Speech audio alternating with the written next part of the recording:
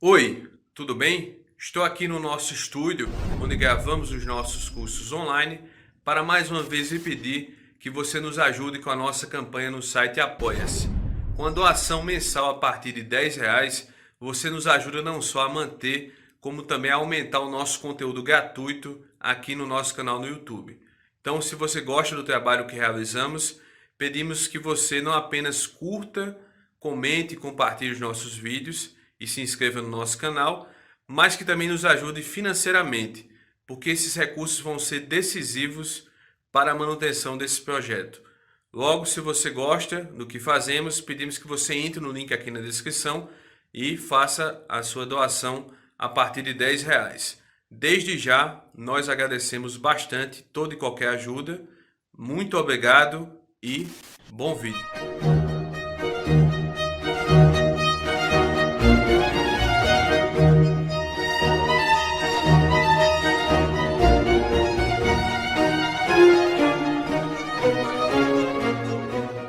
Boa noite, pessoal. Boa noite a todos aí que estão nos acompanhando nesse evento em plena pandemia, como disse o Sávio. Graças a Deus isso está voltando ao normal, né? Mas o momento é muito oportuno para a gente começar a discutir e tentar entender algumas questões sociológicas, políticas, filosóficas que em grande medida explicam, né, o que está acontecendo na atualidade e de uma forma que tem afetado a cada um de nós, né? Acho que pela primeira vez, né, as pessoas sentiram realmente o que é uma intervenção total do Estado nas suas vidas. Muitas vezes a gente falava sobre isso, muitos de nós discutíamos sobre esse assunto, mas parecia uma coisa distante, parecia algo que, né, só se vivia na China ou em alguns lugares da história, né, alguns lugares do passado, mas dessa vez não, todo mundo começou a sentir realmente que, não, isso aqui está próximo, isso está acontecendo na nossa vida também.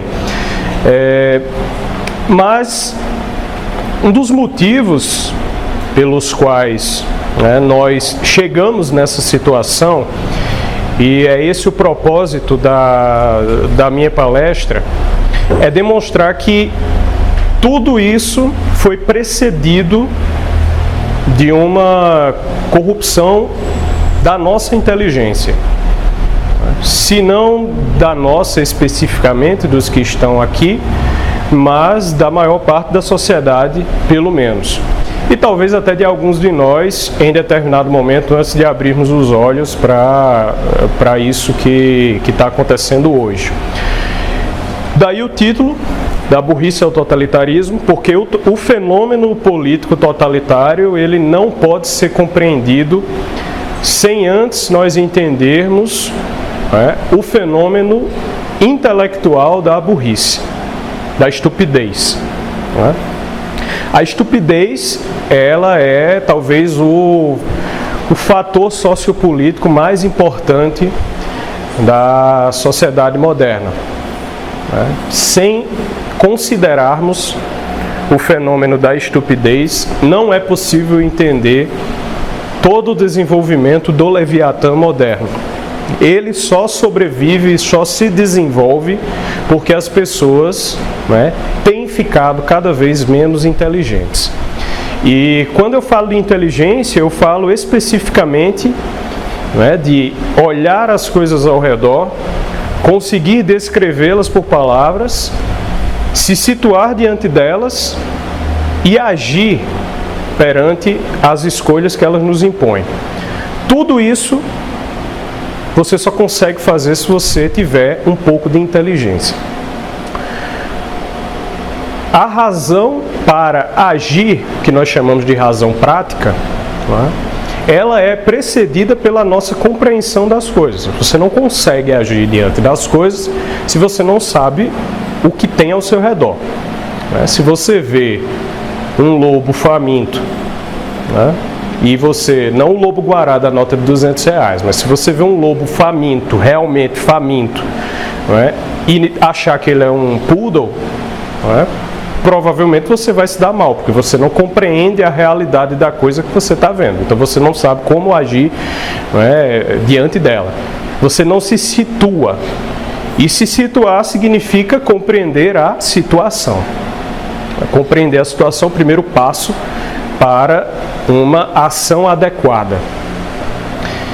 Isso é exatamente o percurso da razão prática. Primeiro você conhece, depois que você conhece, você julga, e depois de você julgar, você age.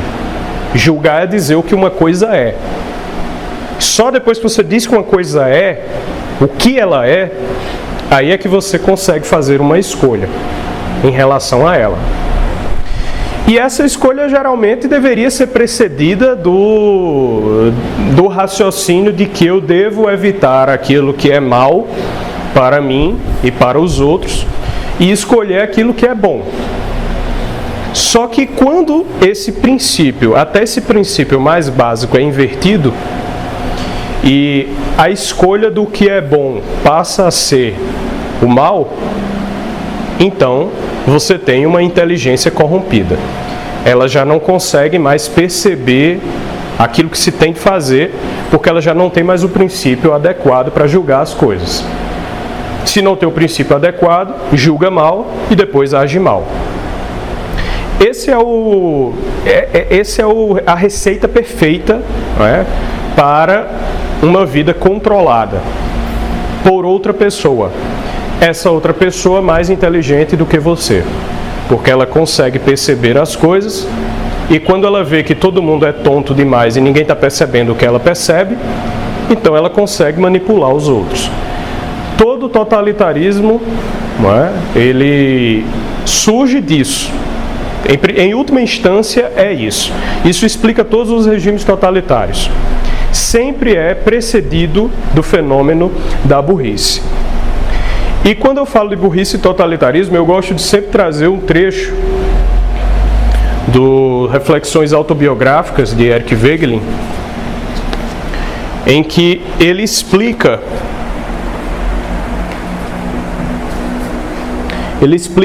como a coisa aconteceu exatamente na Alemanha nazista. E nos diz o seguinte: primeiro ele fala que aquilo que tornou possível a ascensão de Hitler foi a miséria intelectual. Essa é daqui que ele parte para dizer o seguinte: o fenômeno de Hitler não se esgota em sua pessoa. E só nessa frase já é preciso fazer uma consideração, porque nós somos continuamente ensinados a perceber em Hitler um homem demoníaco, extremamente maldoso, como de fato ele era, mas nós sempre acreditamos que Hitler fez o que fez porque ele tinha alguma elevada capacidade de liderança e de persuasão. E quando nós começamos a refletir sobre o que Hitler falava, nós notamos que aquilo era uma coisa muito estúpida. Você pensa naquilo e hoje as pessoas até se perguntam como é que tanta gente caiu nisso, Porque era evidente que aquilo ia dar errado, era evidente que aquilo ia dar em genocídio e que ia dar um controle totalitário das pessoas. Isso parece hoje muito evidente. Então a gente deve, no mínimo, perguntar por que uma pessoa como ele conseguiu ascender ao poder, e fazer o que fez. No mínimo, essa é uma questão que deveria entrar na nossa cabeça e na mínima análise que nós fôssemos fazer da Alemanha nazista. Mas essa questão é evitada por nós e pelo establishment intelectual.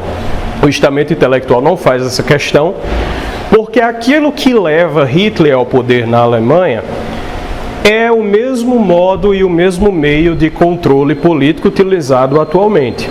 Então esse controle, esse método precisa ser ocultado para que se acredite que o problema era apenas a pessoa de Hitler e não aquilo que precedeu a ele.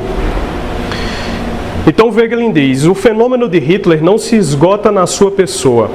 O seu sucesso deve ser situado no quadro geral de uma sociedade arruinada intelectual ou moralmente, no qual figuras que em outros tempos seriam grotescas e marginais podem ascender ao poder público por representarem formidavelmente o povo que as admira.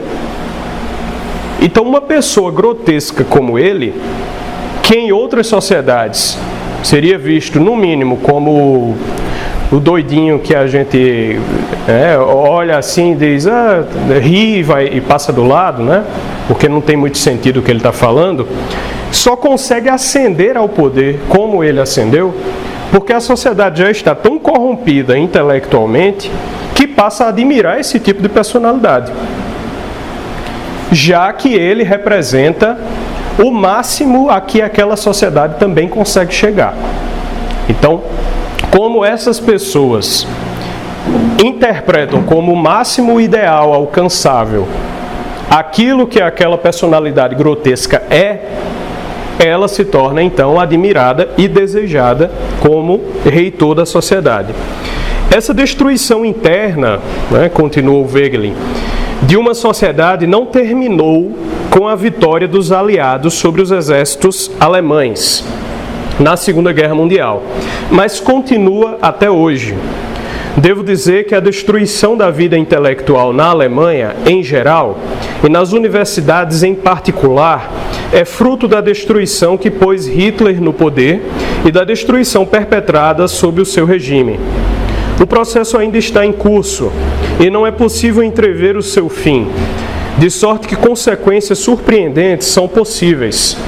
O estudo desse período, por Karl Kraus, e especialmente a sua arguta análise do detalhe sujo, aquilo que Hannah Arendt chamou de a banalidade do mal, tem grande importância para nós hoje, pois é possível encontrar fenômenos correlatos na sociedade ocidental, embora não ainda, felizmente, com os efeitos destrutivos que resultaram na catástrofe alemã. O Wegelin escreveu isso numa época em que ele ainda não conseguia detectar esses efeitos tão destrutivos, mas talvez isso para nós hoje já seja possível avaliar. O nível de corrupção da inteligência que nós experimentamos hoje faz com que uma pessoa como, por exemplo, a Kamala Harris, a candidata a vice-presidente do Joe Biden nos Estados Unidos, no debate de ontem com o vice-presidente de Donald Trump, Mike Pence, a Kamala Harris diga que eu usarei uma vacina contra a Covid se ela for indicada pelos médicos. Se ela for indicada por Trump, eu não utilizarei. Então, esse tipo de corrupção da inteligência que faz o juízo sobre o objeto ser modificado em face das preferências pessoais da Kamala Harris, que é o mesmo juízo que faz nós compreendermos hoje que as pessoas são terríveis ou genocidas em potencial por não utilizarem máscaras, ou talvez aqui há algum tempo por não aceitarem se vacinar com a vacina que veio da China. Esse tipo de coisa hoje é detectável na sociedade ocidental. Na época do Wegelin ainda não estava tão claro, quando ele escreveu isso. Mas ele já apontava que esse fenômeno de destruição continuava em curso. E ele cita como uma das pessoas que possibilitou essa percepção nele, o escritor Karl Kraus. Karl Kraus, ele foi o escritor que, no momento precedente à ascensão de Hitler, começou a denunciar num diário alemão, um diário publicado na Alemanha chamado A Tocha, que a mídia alemã, a imprensa alemã, estava corrompendo a linguagem das pessoas de uma maneira tão brutal que possibilitaria a ascensão de personalidades grotescas. E ele era um defensor da norma culta da língua. Ele realmente fazia essa defesa e dizia que a corrupção do idioma estava fazendo as pessoas não entenderem mais o que era dito. Se você corrompe o idioma, você não compreende mais o que as pessoas dizem umas às outras. E quando as palavras se tornam vazias, você mete o significado que for possível nelas. Se as palavras se tornam vazias, quem define o significado das palavras não é aquilo a que elas se referem, mas aquele que tem poder para dizer o que uma palavra quer dizer. Então, é aí que surge o fenômeno que George Orwell chama de a nova língua. Criar uma língua nova, cujo significado não seja definido pela realidade das coisas, ou seja, por aquilo que essas palavras significam, mas definido por aquele que tem a vontade do poder. O desconstrucionismo de Jacques Derrida propõe exatamente isso. As palavras nunca têm um significado referente à realidade. Isso era o que o Jacques Derrida dizia. O seu significado, o significado de uma palavra depende essencialmente do contexto. Mas no momento em que nós consideramos que o contexto também é feito de palavras, e se uma palavra nunca tem significado, exceto pelo seu contexto, então nós nunca saberíamos qual é o significado do contexto, porque o contexto também é palavras. Logo, o contexto dependeria do contexto, e esse outro contexto de outro contexto, e outro contexto de outro contexto, e a gente entraria num looping infinito em que nós nunca chegaríamos ao significado real de qualquer coisa. Daí que o Jacques Derrida tenha que propor uma finalização do significado, e ele diz que aquilo que vai definir o significado de uma palavra em última instância é a vontade daquele que tem poder. Então, quem tenha o poder de coagir o outro a acreditar em algo e a dizer algo, essa pessoa é que definirá o significado das palavras. E definindo o significado das palavras, define também a sua compreensão. Mas aí nós voltamos para o começo dessa palestra. Quando você define a compreensão, você define o juízo, e definindo o juízo, você define a maneira de agir. Porque a situação, o modo como a pessoa se situa diante de algo, é dada por aquilo ali. Não é? Então, o Karl Kraus, ele apontava duas degenerescências que ocorriam na língua naquele momento. Primeiro, ele dizia que os escritores não sabiam mais escrever. Evidentemente, nós aqui no Brasil não temos nenhum problema com isso. Essa é uma realidade que nós não conhecemos. E isso é muito bom para nós, porque nós não experimentaremos o problema que o Karl Kraus admitia. E o segundo problema que ele apontava é ainda pior de nós verificarmos aqui no Brasil, então felizmente nós estamos salvos, que é o fato de que o Karl Kraus identificava jornalistas muito desonestos e jornalistas desonestos que definiam a situação pelo contrário do que elas diziam. Como isso não existe no Brasil, então nós também não teremos problema com essa segunda corrupção. Essas duas coisas, disse o Karl Kraus, estavam promovendo uma corrupção da inteligência do povo alemão. E quando elas começaram a ser feitas de forma sistemática, dia após dia, nas escolas, nos meios oficiais, nas universidades, nos livros publicados, nos livros que eram vendidos e na mídia que era circulada, o povo alemão começou a se tornar bitolado. Ou seja, só enxergava as coisas por uma viseira de burro. A viseira que era colocada por aquele que tinha o poder de definir o significado das palavras. Isso foi o que aconteceu na Alemanha, e o Wegelin diz que quem tivesse lido Karl Kraus antes da ascensão de Hitler compreendia que algo iria acontecer e que Hitler chegaria ao poder, como de fato chegou. O Voegelin, ele aponta como uma outra influência do seu pensamento nessa análise o poeta Stefan George. O Stefan George era um poeta que, em primeiro lugar, o círculo de alunos, ele montou um círculo de alunos que partia da premissa, né, de uma análise. Eles olhavam ao seu redor e diziam que ninguém estava sabendo escrever poesia do jeito correto mais.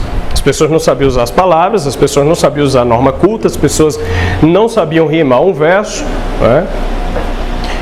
E eles nunca chegaram a conhecer o Paulo Coelho, por exemplo. Então, se tivesse conhecido o Stefan George, talvez não tivesse chegado a essa conclusão naquele momento, nem o Chico Buarque.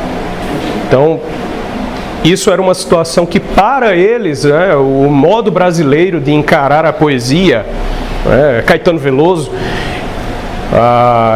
esse tipo de produção intelectual, né, isso não aconteceu na Alemanha. Então o Stefan George, na falta de pessoas como Caetano Veloso e Gilberto Gil, ele percebeu que havia um problema na poesia, né, que se praticava ali. Ela não estava tão boa, né? E era preciso retomar as vias clássicas. Ele partiu desse pressuposto e o grupo de alunos dele, né, entendeu que era preciso fazer isso também. Eles começaram a estudar largamente os textos clássicos. Foi daí que surgiu, inclusive, um livro que é muito utilizado para os estudos de Platão, o livro do Paul Friedlander, Platão, uma introdução, que é um livro. A introdução a Platão dele já dá basicamente para você tirar vários livros, uma introdução de centenas de páginas, né? O Voegelin começa a ter contato, a partir desse círculo de alunos, com os textos clássicos. E tendo contato com os textos clássicos, ele percebe como a língua tinha se corrompido e como o raciocínio que aqueles pensadores clássicos desenvolviam, como aquele raciocínio estava distante do que existia naquele momento na Áustria e na Alemanha. Desses dois pensadores, o Voegelin retira a sua conclusão. Todo movimento totalitário é precedido por uma corrupção da inteligência que leva à estupidez. No momento em que as pessoas se tornam estúpidas, elas não conseguem julgar nada mais que está ao seu redor, e não conseguindo julgar o que está ao seu redor, se tornam controláveis e manipuláveis. A imagem do burro é bastante aplicável a isso, porque o burro, ele é controlável, não é? É exatamente isso que acontece com quem corrompe a sua inteligência. A ponto de que o Karl Kraus avaliava da seguinte maneira a situação da Alemanha naquele momento. Ele dizia que a estupidez é uma força fundamental e nenhum terremoto consegue combatê-la. É uma situação muito diferente da que nós temos no Brasil hoje. Felizmente, não temos esse problema. E não precisamos resgatar a linguagem, porque aqui não existe estupidez. Quisera que isso fosse verdade, né? Isso seria o nosso sonho. Na verdade, nós lutamos para que também nós possamos resgatar as vias clássicas, os textos clássicos, a língua, né? O idioma, a poesia. Todas essas perspectivas que parecem muito distantes de nós, né? Dia desses eu escrevi um texto indicando 4 livros fundamentais que todo estudante de direito deveria ler. E algumas pessoas me escreveram dizendo que nunca tinham ouvido falar daquilo ali. Eu indiquei Antígona de Sófocles, uma das tragédias gregas mais importantes da tradição ocidental, que define o próprio senso de consciência contra a tirania. Está ali, né? A Apologia de Sócrates, que é a narrativa da defesa que Sócrates fez no seu julgamento, no qual ele foi condenado à morte pela cidade corrupta de Atenas. E o julgamento de Jesus, que são os capítulos 18 e 19 do Evangelho de São João, em que nós vemos como a maldade e a inveja, elas são fatores de decisão político-jurídica. Porque Cristo não foi julgado mediante um processo. Quando você vai analisar a coisa através do direito romano, você vê que ali não houve um processo. Ali não houve nem sentença. Então, e o último que eu indiquei foi o Paideia, que aí já é um livro clássico sobre a formação do homem grego. Já é uma coisa maior que tem que ficar lendo a vida inteira. Mas o fato é que ninguém tinha tido contato com isso. Várias pessoas me escreveram dizendo que não sabiam daquilo ali. Um leu essa semana já 2. Já leu Antígona e já leu a Apologia de Sócrates e ficou maravilhado. Então, o contato com esses textos clássicos, o contato com a sabedoria, como ela sempre foi vivida, sempre foi entendida, ele é um contato libertador.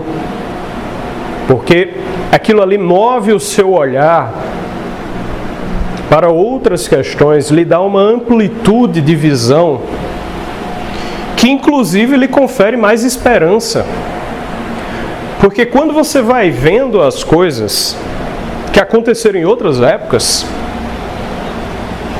aí você olha para a situação atual e diz: quer dizer que isso tudo de ruim que aconteceu, que está acontecendo conosco agora, já aconteceu pior em outro tempo, não é? Ou já aconteceu tão ruim quanto.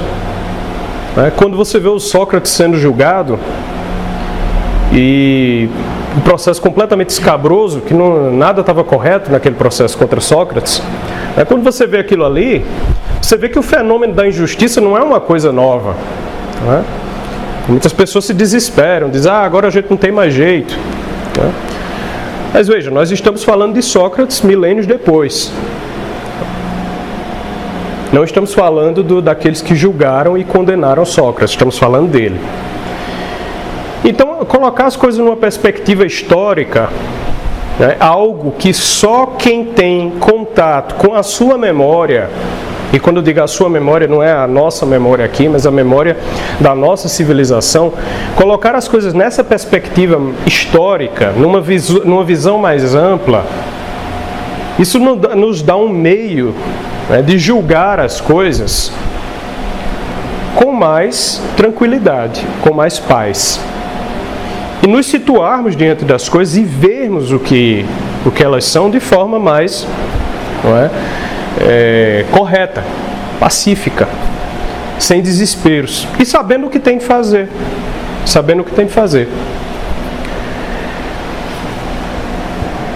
O Wegelin nos diz que é esse exatamente o caminho a ser seguido. Pouco antes de falar sobre o fenômeno da ascensão de Hitler, ele já dissera qual era o seu objetivo. Resgatar a linguagem significava recuperar o objeto a ser por ela expresso. Ou seja, resgatar o significado das palavras é resgatar o objeto. É fazer com que a palavra cadeira se refira a uma cadeira. É fazer com que a palavra câmera se refira a uma câmera.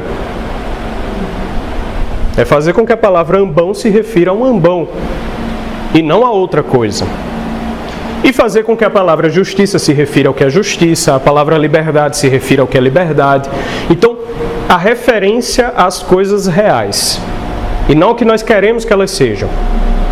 Não ao que nós pretendemos que elas sejam para conseguir algum fim político. Isso, por sua vez, significava sair do que hoje se chamaria falsa consciência da burguesia ordinária, aí incluindo os positivistas e os marxistas. Então hoje a gente oporia, talvez, liberais e marxistas. Os liberais da época seriam os positivistas.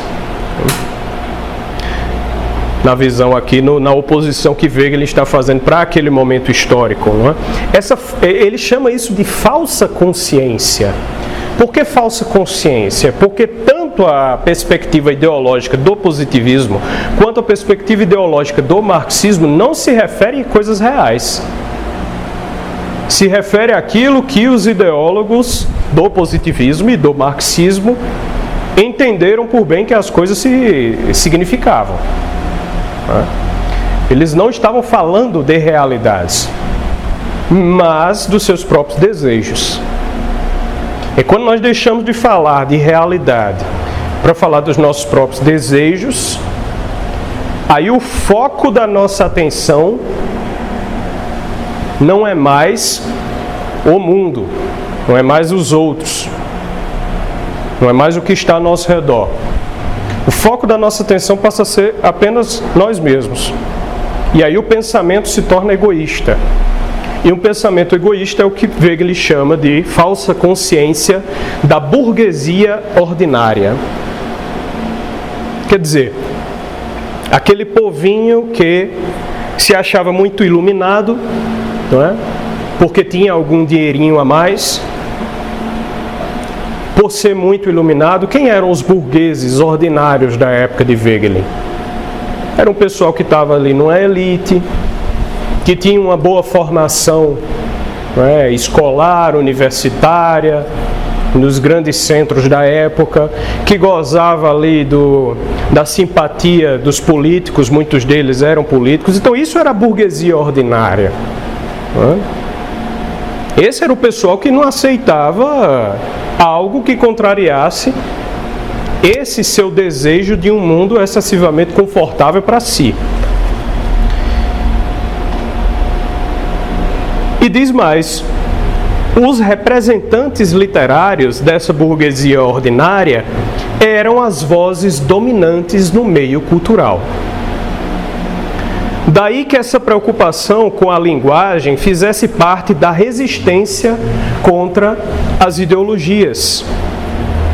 As ideologias destroem a linguagem, uma vez que, tendo perdido o contato com a realidade, o pensador ideológico passa a construir símbolos não mais para expressá-la, mas para expressar a sua alienação em relação a ela.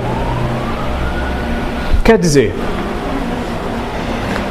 quando o contato com o real é destruído, a via da percepção ao real é destruída, o ideólogo ele não constrói mais as suas teses,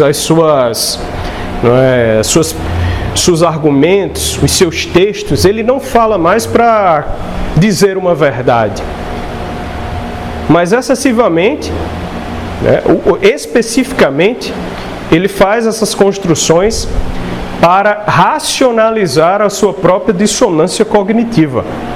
O que é uma dissonância cognitiva?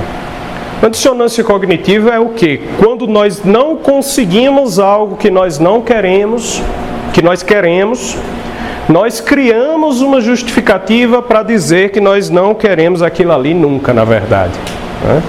Isso é uma dissonância cognitiva. E a gente justifica os nossos compromissos passados mediante essa mentira que contamos para nós mesmos. Então, quando o pessoal está lá na adolescência e a menina dá um fora. E aí o cara diz o quê? Não, eu não queria mesmo, nunca me interessei por ela. Ela nunca foi uma pessoa interessante. Então, isso é uma racionalização, isso é uma dissonância cognitiva, não é? Porque você mente para si. E enquanto a pessoa não consegue, isso é interessante, porque isso é algo que acontece frequentemente, esse exemplo é ótimo, porque enquanto a pessoa fica mentindo para si mesma em relação ao que ela quer, ela não consegue amadurecer, ela só consegue amadurecer em termos de relacionamento, quando ela leva um fora e diz, paciência, né? Aconteceu, isso, vida que segue. Então isso é impressionante, porque a dissonância cognitiva, ela realmente evita a maturidade. E quando você fica racionalizando para ocultar isso, você não amadurece. Só que quando isso acontece em escala nacional, aí a coisa complica. Porque uma escala nacional de pessoas que só vivem racionalizando seus próprios problemas, né, suas próprias frustrações, e transferindo isso para as outras pessoas, isso é o que o Evangelho de São Marcos chama de óculos. Óculos é a massa. É a massa que, diante de Jesus e Barrabás, pediu Barrabás. E é interessante porque a palavra que São Marcos utiliza no Evangelho para definir os seguidores de Barrabás que pediram a libertação dele, que é essa palavra, óculos, ela literalmente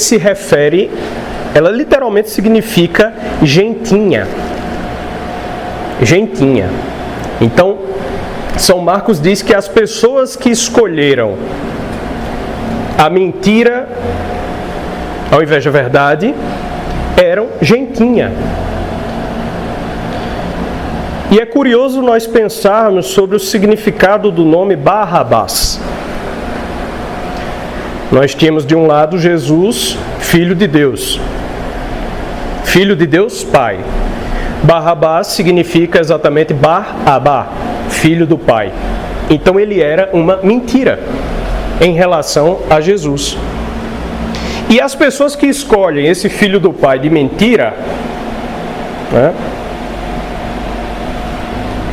ou hoje poderíamos dizer, escolhem um filho da mãe, né? As pessoas que escolhem esse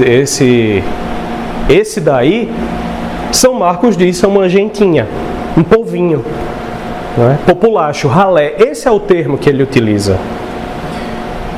Isso é massa, isso não é povo, né? Povo, segundo a definição de Cícero, é um conjunto de pessoas que se unem moralmente em vista de um fim. Então essas pessoas, elas se uniram para conquistar um fim. Se não existe fim, se há apenas arruaça, isso não é povo, na definição clássica de povo. Isso é outra coisa, isso é massa. Isso é massa. Não há fim. Não há propósito. E o Wegelin, ele diz exatamente que se as ideologias destroem a linguagem, fazendo com que as pessoas percam o controle com a realidade, elas passam a construir a sua linguagem, e aí é realmente construir, é um construtivismo. A linguagem é desconstruída e depois ela é construída de outra forma. As pessoas passam a construir a linguagem para justificar a sua alienação. E isso é o que você vê, por exemplo, quando uma pessoa fala bobagens, né, sobre você, ele acusa de crimes, etc. E você diz, olha, eu vou lhe processar. A pessoa, não, você não pode me processar porque isso é machismo. Mas como assim? Quer dizer, ela pode falar tudo porque ela está no seu direito de falar. Mas não pode sofrer as consequências, porque isso é machismo. É exatamente a mentira alienante. Por fim, o Wegelin diz, transpor esse simulacro de linguagem e restaurar a realidade por meio da restauração da linguagem era o trabalho não só de Karl Kraus, mas também o de Stefan George e dos que integravam o seu círculo na época. Eu me recordo especificamente de uma época em que Sávio vai lembrar disso, né? Quando nós... Eu estou muito cheio de memórias, né, ultimamente, estou escrevendo as memórias. Quando nós fizemos a revista Vila Nova, 10 anos atrás, muitas pessoas perguntavam, quando nós apresentávamos a proposta da revista, muitas pessoas perguntavam qual era a utilidade daquilo. Qual era a utilidade daquilo? A gente escutou muito isso.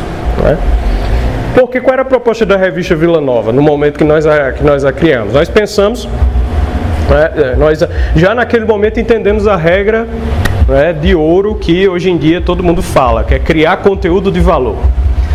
Então naquele momento a gente entendeu que se houvesse uma revista que tivesse textos para as pessoas lerem, tivesse resenhas culturais, resenhas de filmes, uma análise política de verdade, uma análise filosófica, uma entrevista boa. Se tivesse aquilo ali, que não existia, de viés conservador, porque a revista Vila Nova ela foi futurista, Campinas sempre à frente do seu tempo. E ela já naquele momento percebeu que havia uma tendência das coisas... Se ela tivesse surgido depois de 2013, teria sido outra história. Como ela surgiu em 2011, não foi bem assim. Mas, no momento em que a revista permaneceu, que ela foi feita, havia essa percepção da nossa parte. E quando nós apresentávamos a proposta, muitas vezes as pessoas perguntavam, tá, mas para que serve isso? Qual é a utilidade disso aí? Por que insistir em estudar? As pessoas precisam de filosofia por quê? Essa era uma pergunta que surgia muito. Eu lembro de uma edição que nós fizemos em que um grupo de patrocinadores disse, olha, está muito bom os textos, mas estão muito inteligentes. Eles estão muito inteligentes. Acho que a gente precisa, um conselho para vocês precisam abaixar o nível. Então, por que a perspectiva de descobrir a verdade ela é tão desoladora para alguns? Porque fazer isso expõe as pessoas ao próprio ridículo. Nem todo mundo aguenta isso, e nem todo mundo gosta disso. É preciso muita coragem para desejar estudar e para desejar a verdade. É preciso coragem porque aquilo lhe expõe ao seu próprio ridículo. E depois de um tempo estudando, você até começa a gostar quando é exposto ao seu próprio ridículo. Você gosta quando descobre uma coisa que estava errada no seu pensamento. Quando aquilo vai virando um hábito de vida, um hábito de estudo, um hábito intelectual, você vai gostando daquilo ali.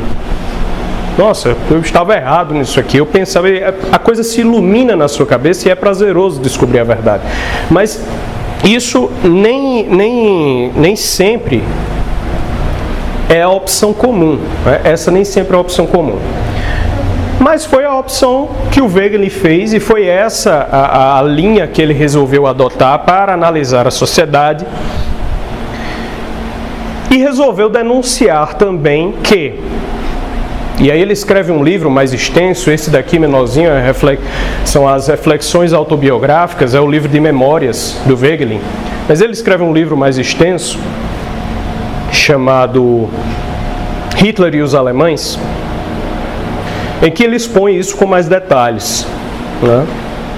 E ele demonstra lá que esse processo acontecendo e como é justamente aquele pessoalzinho lá que fica sempre deixa disso, não, vamos falar aqui de coisas importantes, não vamos dizer isso porque vai ofender não sei quem. É justamente esse pessoalzinho que ficava em grupinhos, mantendo as coisas corrompidas como estavam, que fomentou a ascensão desse que hoje nós repugnamos como um terrível ditador totalitário. Então a burrice ela precede ao totalitarismo, e isso não é um fenômeno moderno, isso não é um fenômeno atual. Em outras épocas foi da mesma forma, basta que nós, se nós formos a buscar as origens da corrupção intelectual, eu gosto de sempre definir inteligência como a capacidade de perceber semelhanças e diferenças. Então, quando você é capaz de perceber as coisas que se parecem, as coisas que são compatíveis, que são similares, e ao mesmo tempo perceber as diferenças entre uma coisa e outra coisa, se você consegue ter essas duas capacidades de perceber semelhanças e diferenças e descrevê-las, você tem uma capacidade da inteligência, né? E daí em diante você vai passar a vida inteira fazendo isso, descrevendo as semelhanças das coisas e as diferenças entre elas. Fazer distinções é o que evita os juízos errados. Quando você consegue diferenciar uma coisa de outra, você não faz o juízo, não toma uma coisa pela outra. Isso é o que é importante em ser inteligente, não tomar uma coisa pela outra, ou no exemplo que eu citei no início, não tomar um lobo, né, por um poodle. Saber o que as coisas são, né?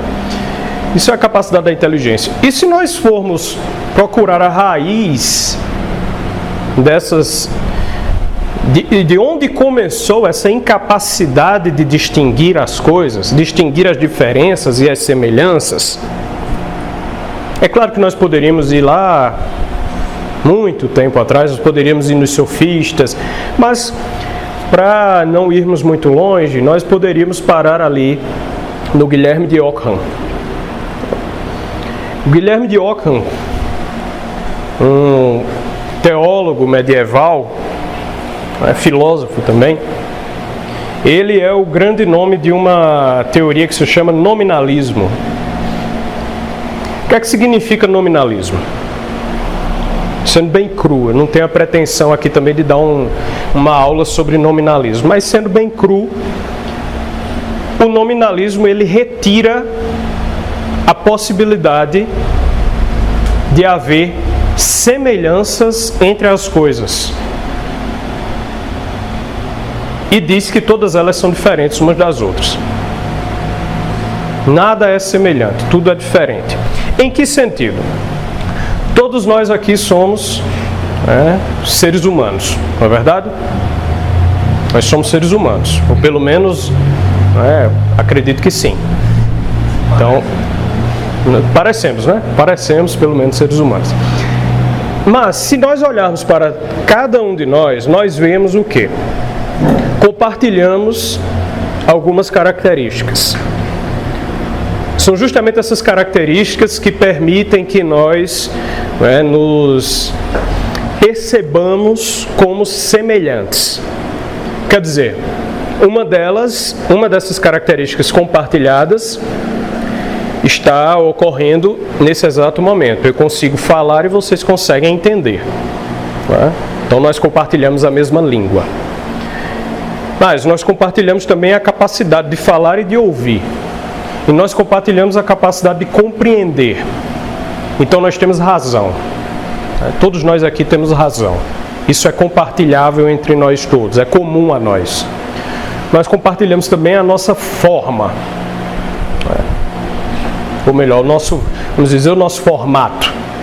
Nós temos uma cabeça, 2 braços, 2 pernas. Então essas características compartilháveis fazem com que nós consigamos entender que, existe uma coisa aqui, existe algo aqui que todo mundo tem em comum. E esse algo que todos nós temos em comum, nós chamamos de natureza humana. Isso é a humanidade, todos nós temos humanidade em comum. Mas ao mesmo tempo nós somos diferentes. Ao mesmo tempo, essa humanidade, esse algo em comum que todos nós temos e que nos define como seres humanos, ao mesmo tempo ele se expressa em cada um de nós de maneira diferente. Então nós temos histórias de vida diferentes, nós nascemos de pais diferentes, nós temos um código genético totalmente diferente, nós temos cores de pele diferentes, nós temos cabelos diferentes, enfim, nós temos características particulares diferentes. Então percebam que, em termos gerais, características gerais, nós somos semelhantes. É isso que faz com que nós nos reconheçamos uns aos outros. Mas em termos particulares, essas características gerais se apresentam de uma forma distinta em cada um de nós. Isso é óbvio, não é? Isso é evidente. Eu falando aqui, nós sabemos que isso é evidente, mas para o Guilherme de Ockham não era tão evidente assim. E ele dizia que nós aqui somos incapazes de ter qualquer coisa em comum. Nós somos essencialmente diferentes. Não existe nada compartilhável entre cada um de nós. Cada um tem uma natureza própria. Então, eu não tenho a natureza humana. Eu tenho a natureza taiguariana. O Guilherme não tem a natureza humana, ele tem a natureza guilhermina. O sábio não tem a natureza humana, tem a natureza sábia. Sábio é um sábio. Então, cada um de nós tem segundo Guilherme de Ockham, nós não temos nada compartilhável, não temos nada em comum, uma essência em comum que faz com que nós sejamos seres humanos, possamos nos dizer seres humanos semelhantes. Isso não existe. O que existe para ele é essencialmente indivíduos. Olha o perigo da palavra indivíduo, é aqui que começa. O que existe são indivíduos. Quer dizer, pessoas entes totalmente particulares e individuais que não compartilham nada uns com os outros. Essa é a grande questão a questão nominalista é a disputa sobre os universais. Depois, quem quiser pode pesquisar sobre isso. Não vou entrar em detalhes. Mas, em suma, ele propunha isso aí. Só que, disso aí ele tirou também uma conclusão política e social. Se cada um de nós é um ente particular diferente, um indivíduo, então não existe nada comum que nos amarre. A única coisa que existe é o indivíduo livre e autodeterminado. Olha a teoria do gênero aparecendo aqui, né? Olha a teoria, né, da liberdade plena do ser humano aparecendo aqui, do liberalismo, do relativismo. Começa nessa percepção errada sobre o ser humano. Então, o ser humano deixa de ser percebido, não é, como um ser, como uma essência humana. Isso não existe mais. Existem apenas os indivíduos autodeterminados, eles se determinam. E essa era a teoria, essa era a tese sobre a liberdade que o Guilherme de Ockham tirou dessa sua compreensão da natureza, que não existia, né, para ele, da natureza individual de cada um. Cada pessoa era livre para fazer o que quiser e nada poderia amarrá-la. Nada poderia amarrá-la. Só que o que amarrava as pessoas na época do Guilherme de Ockham, o que amarrava as pessoas a uma noção de que nós somos semelhantes. O que amarrava as pessoas? Uma coisinha que durante toda a história vai ser tida como chata e inconveniente, chamada igreja. A igreja pregava essencialmente o contrário. A igreja dizia, não, todos nós somos filhos de Deus, dotados de uma alma racional e imortal. que é imagem e semelhança de Deus. É isso que faz com que nós possamos nos amar uns aos outros. E é por isso que nós não somos totalmente livres para fazer tudo. Porque nós temos de ter respeito por aquilo que o outro também tem de filiação divina. O outro é tão filho de Deus quanto eu, é por isso que eu posso amá-lo. E é por isso que Nosso Senhor diz amar ao próximo como a si mesmo. Não é? Então a igreja dizia isso. E havia uma pessoa que na época do Guilherme de Ockham queria se libertar da igreja, que era o imperador Luís da Baviera. Luís IV da Baviera, que se tornou imperador do Sacro Império Romano Germânico. E o imperador Luís IV da Baviera, ele tinha uma rixa com o Papa João XXII. O Papa João XXII tinha sérios problemas com esse imperador, porque esse imperador protegera hereges que tinham sido condenados pelo Papa, que eram os fraticelli. Os fraticelli espirituais eram, em resumo, para não irmos muito longe, os teólogos da libertação da época da medieval, né? Era o Leonardo Boff daquela época. Então, é literalmente isso. Tá? É realmente isso. Os fraticelli eram Leonardo Boff, Frei Beto daquela época. E o Papa tinha condenado.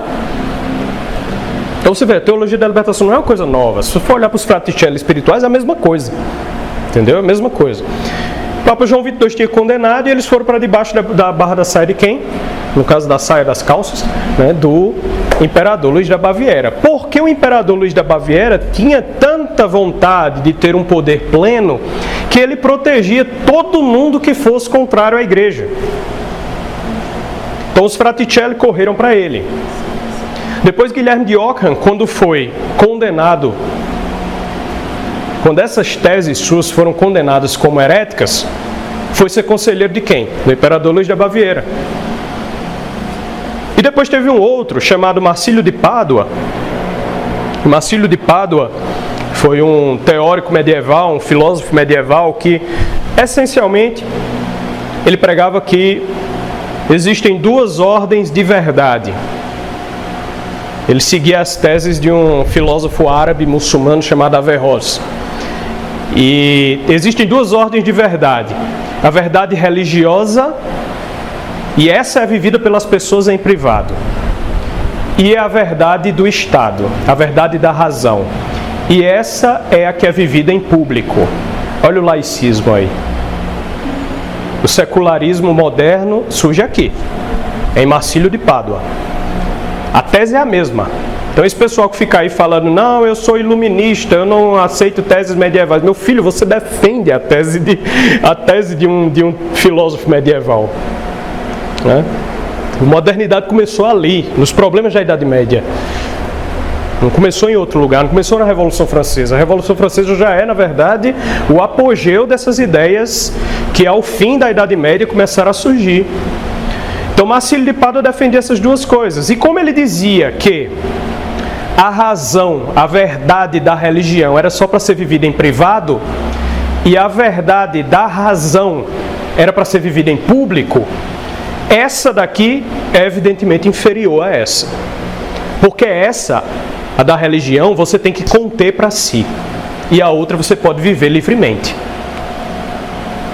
Marcílio de Pádua, muito antes de Maquiavel, criou a teoria da razão de Estado.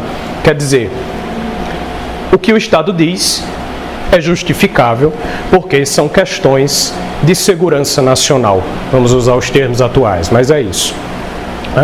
Então, Marcílio de Pádua também foi condenado pela igreja. Vejam só, ele correu para quem? Para Luís da Baviera. Então Luís da Baviera protegeu todo mundo que não prestava, porque ele próprio não prestava. E quando ele protegeu todo mundo que não prestava, ele gerou ali um establishment feito unicamente para promover a justificação intelectual de um projeto de poder que ele tinha. esse projeto de poder era o de ser superior ao poder religioso. Em suma, o de poder determinar quem era o Papa ou não e de mandar na igreja. O que ele de fato tentou fazer, descendo a Roma, invadindo a cidade de Roma, depondo o Papa João XXII. João XXII estava morando em Avignon na época, na França, no desterro de Avignon. Então, mas a eleição do Papa ainda era em Roma. Então ele desceu a Roma, proclamou a deposição do Papa João XXII e elegeu no seu lugar o Papa Nicolau V, o antipapa Nicolau V. Só que o negócio não pegou muito direito, havia católicos em Roma ainda, a coisa não foi para frente, ele teve que baixar a bola. Mas o caso é que havia ali um projeto político muito claro. Qual era o projeto político que se desenhava naquele momento da história? O Estado poderia controlar as consciências, inclusive a consciência religiosa, porque o Estado era superior e a razão do Estado poderia determinar aquilo que alguém acreditava em termos de sua relação com Deus. Como fazer isso? Suprimindo a autoridade da igreja. Esse projeto só vai ser realizado por um rei quando Henrique VIII deram um chute na igreja e fundaram a igreja anglicana, transformando-se ele próprio no chefe da igreja. E depois, ao longo de toda a modernidade, a igreja sempre irá perdendo o seu espaço público. A ponto de que hoje nós não podemos sustentar um argumento com base em princípios sequer retirados da fé cristã. Se tiver um cheirinho de cristianismo, já não pode sustentar, porque isso aí é questão privada. Você não pode sequer falar em pessoas, santos, mesmo que alguns dos maiores filósofos da história da humanidade tenham sido santos da igreja. Então você não pode falar deles, porque isso é questão privada. O Estado domina a consciência, o Estado define até como você pode viver a sua religião. O Estado pode proibir missas, o Estado pode dizer que não é seguro as pessoas irem à missa, mas elas podem ir ao supermercado. O Estado pode dizer que o coronavírus só se transmite dentro da missa. O Estado pode dizer, inclusive, que as missas só devem ser realizadas pela internet, que são tão válidas quanto o sacramento realizado presencialmente. O Estado pode mandar até que a comunhão seja distribuída em saquinhos plásticos, intervindo diretamente no rito litúrgico.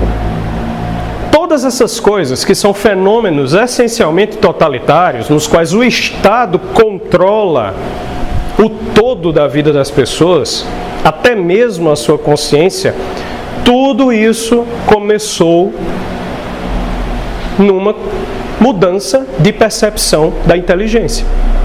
Foi lá com Guilherme de Ockham, quando ele disse que as pessoas não tinham uma essência em comum, não tinham uma essência humana, eram apenas indivíduos totalmente livres. Curiosamente, indivíduos totalmente livres precisam ser controlados justamente por um Estado superpoderoso. Toda a ideia de liberdade absoluta leva ao Leviatã totalitário. É impressionante como isso acontece. Rousseau, que era um nominalista e que dizia que não havia humanidade, havia apenas indivíduos, a mesma coisa, e que esses indivíduos só se determinam pelo contrato de suas vontades, ou seja, o contrato social, que era estipulado pela vontade geral, ou seja, todos esses indivíduos comparecem e fundam o Estado pela sua vontade geral. E o que é que Rousseau dizia? Quando esses indivíduos fazem isso, eles entregam um pouco da sua liberdade ao Estado. Essa é a tese que nós discutamos na Faculdade de Direito até hoje. O que é a soberania? Então lá, a aula Teoria Geral do Estado, está lá no primeiro período da faculdade. Soberania. As pessoas se autolimitam e elas entregam a sua liberdade para o Estado. Somente pessoas maduras podem fazer isso. Essa é a aula de Teoria Geral do Estado. Pronto, acabou a cadeira. 10. Isso é Teoria Geral do Estado hoje. Rousseau. E Rousseau era o quê? Nominalista. O que é que Agora ninguém para pensar que se você diz que as pessoas se autolimitam, entregam um pouco da sua liberdade ao Estado, que passa a determinar essas vontades porque foi a vontade geral de todos, ninguém parou para pensar que isso gera um monstro chamado Estado, que ninguém sabe o que é. O que é Estado? O que é Estado? Vocês já ouviram falar do Estado? Vocês olham aí para o Estado, oi Estado, tudo bem? Não. O Estado é essencialmente uma abstração. O Estado não existe realmente. O que existe são as pessoas que governam. Isso para um medieval era muito claro. O que era o poder? Era o barão, era o senhor feudal, era o rei. Está fazendo safadeza com a gente? O que é que eles faziam? Juntavam todo mundo e matavam. Era essa a linha, né, porque se sabia que a tirania do Estado, né, a tirania do poder político era exercida por pessoas. Esse é o ponto. Havia uma noção de que o poder era exercido por pessoas, não era um ente abstrato. Mas na modernidade se criou a ideia de que não são pessoas que exercem o poder. Daí que você também não possa responsabilizar essas pessoas, porque o interesse público prevalece, né, porque tem a razão do Estado. Então por isso essas pessoas nunca podem ser responsabilizadas, elas não têm rosto, você não sabe quem são. A burocracia estatal não tem rosto, são homens sem rosto. Eles podem mandar na nossa vida, mas nós não sabemos quem são. Então, quando nós vemos isso acontecer na história, vemos que a noção das coisas é um pouco diferente. E o medieval via as coisas de uma forma muito mais real, porque não tinha esse defeito da inteligência. Ele conseguia perceber semelhanças e diferenças, porque ele olhava para as coisas. O medieval vivia da terra. Ele cultivava a terra. O que dava o título dele sobre a terra era o sangue. Era ele ser filho de uma pessoa, era ele herdar, era produzir, trabalhar, suar. Então ele tinha uma vida real.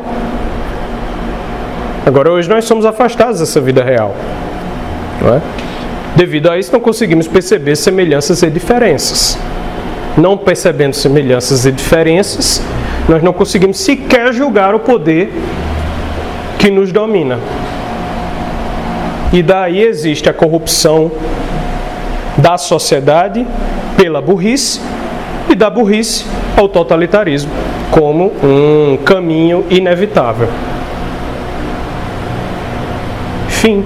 Essa é a história da modernidade. É isso que acontece conosco até hoje e é isso que nós estamos enfrentando. Nós não conseguimos julgar as coisas porque não temos a capacidade sequer de percebê-las. O remédio é apenas fazer o que nós estamos tentando fazer aqui, né? Estudar, ver as coisas como são, olhar para a realidade, tentar descrevê-las, perceber as diferenças e as semelhanças. Aí você diz, mas isso aí vai demorar muito. De fato, você não conserta, né? Guilherme de Ockham está lá no século XIV, você não conserta 7 séculos de problema, né? Em 10 anos, em 4 anos, em 5 anos, você não conserta isso, vai demorar muito, realmente. Mas é a vida, né? Paciência, como diz eu adoro essa frase, né, do Gandalf ao Frodo, como diz o Gandalf, o sábio Gandalf, né, nós não nos cabe questionar os tempos sombrios em que nós estamos, mas apenas decidir o que fazer com o tempo que nos foi dado. Somente, a gente não tem controle sobre mais nada, a gente tem controle sobre o tempo que nos foi dado. O que é que a gente vai fazer com ele? Tem que fazer alguma coisa e esperar que seja útil e válido, né, mas ficar só reclamando e dizendo, por que eu nasci hoje? Isso aí não dá para fazer. É isso, meus queridos. Muito obrigado.